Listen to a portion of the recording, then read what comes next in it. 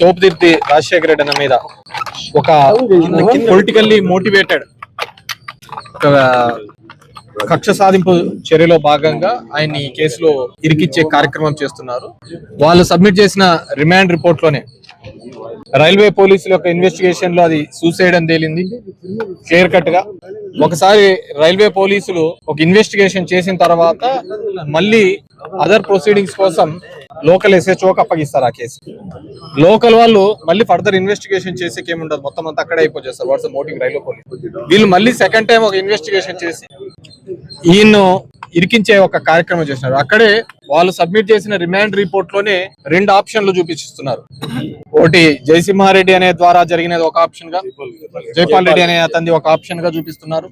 అదే విధంగా ఎప్పుడో 4 ఏళ్ల కిందట ఈయన మాట్లాడిన విషయాన్ని సో సూసైడ్ టెండెన్సీ ఎప్పుడైనా కానీ ఒక సైకలాజికల్ గా డిప్రెస్ అయినప్పుడు చేస్తారు, కానీ 4 ఏళ్ల కిందట ఒకటి పెట్టుకొని ఆ రోజు ఏదో అన్నాడని చెప్పేసి ఈ రోజు చేసే కార్యక్రమం ఎక్కడ చేయరు. కానీ ఈ రోజు వీళ్ళు ఒక ఏదో కక్ష సాధింపు చర్యలుగా లోపల వేపియాలా, 1 నెల రోజులు పెట్టాలా, ఎవరినో మెప్పించడం కోసం, ఎవరినో మైమర్పించడం కోసం చేస్తున్న కార్యక్రమంగా కనపడుతుంది. సో డెఫినెట్ గా వీటన్నింటినీ కూడా గౌరవ న్యాయస్థానాల దగ్గర ఖచ్చితంగా న్యాయం జరుగుతుంది అనుకుంటున్నాం. పోలీస్ వ్యవస్థ కూడా ఈ రోజు రాష్ట్ర వ్యాప్తంగా చూస్తే గన ఏ విధంగా తెలుగుదేశం పార్టీ వాళ్ళ కేసులు నీరు గార్చే విధంగా ఎక్కడైనా ఒక గొడవ జరిగి మనం బాధితులే కేసులు పోతా అంటే కౌంటర్ కేసులు కడుతున్నారు. అదే విధంగా ఇప్పుడు చూసామంటే చంద్రబాబు నాయుడు గారు చాలా కేసులలో ఉండి దగ్గర 164 సాక్షులు విచారించిన కేసులలో మిస్టేక్ ఆఫ్ ది ఫ్యాక్ట్స్ అని చెప్పేసి విత్డ్రా చేసుకుంటున్నారు. ఇది ఒక కొత్త సాంప్రదాయాన్ని వ్యవస్థ నేర్పిస్తోంది.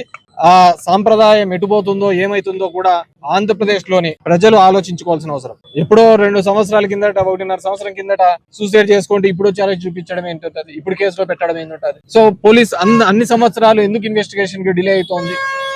ఎఫ్ఐఆర్ కట్టిన తర్వాత మళ్ళీ ఇంకోసారి చేయడం అంటే ఇంకొక కంప్లైంట్ సంవత్సరం తర్వాత తీసుకుంటే ఏముంటది, డిలే కదా ఇక్కడ. సో ఇవన్నిటినీ కూడా డెఫినెట్ గా రాబో కాలంలో జ్యుడిషియరీ కూడా ఆలోచించుకోవాలి ఎలా చేస్తుందని. గతంలో చూసాం, ఏదైనా కానీ ప్రభుత్వానికి వ్యతిరేకంగా వస్తాయంటే రోజు ముట్టికాయలు వేసినారని పేపర్లో రాస్తాం. ఈ రోజు చూడండి, రోజు జ్యుడిషియరీ రోజు ఇక్కడ పోలీసు వ్యవస్థ మీద ఏదో కామెంట్ చేస్తూనే ఉంది. కెమెరాలు ఉండవు, స్టేషన్లలో తీసుకుపోతారు, అరెస్ట్ చూపించరు, ఇబ్బంది పెడతారు, మళ్ళీ హైకోర్టుకు పోతే అప్పుడు వచ్చి చూస్తారు, మళ్ళీ హైకోర్టులో చీవాట్లు తినే పరిస్థితి. ఇలాంటి చాలా ప్రక్రియ ఉంది. ఒక సిస్టమేటిక్ గా ఆర్గనైజ్డ్ క్రైమ్ జరుగుతుంది. ఇది ఆర్గనైజ్డ్ గా క్రైమ్ ఎందుకు చెప్తున్నానంటే, ఇంతకుముందు బయట ఎవరో ఎక్స్టర్నల్ గా డబ్బులు తీసుకొని సుపారీచ్చి చేసేవాళ్ళు, ఈ రోజు అది వ్యవస్థ ద్వారా చేపిస్తున్నారు. దురదృష్టము. డెఫినెట్ గా కోర్టులో మాకు ఇలాంటి దానిలో అన్నిటికీ కూడా రిలీఫ్ దొరుకుతుందని